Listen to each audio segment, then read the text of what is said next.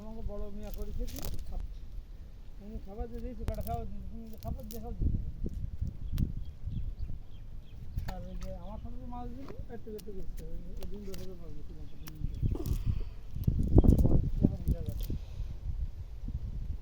এই মাছের সময় ধরে দিয়েছি এবার একটা 2 মাস বড় একটা মাছ আজকে কবে 1 তারিখ না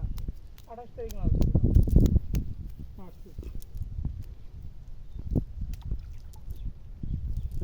এটা একটু মানে ছোট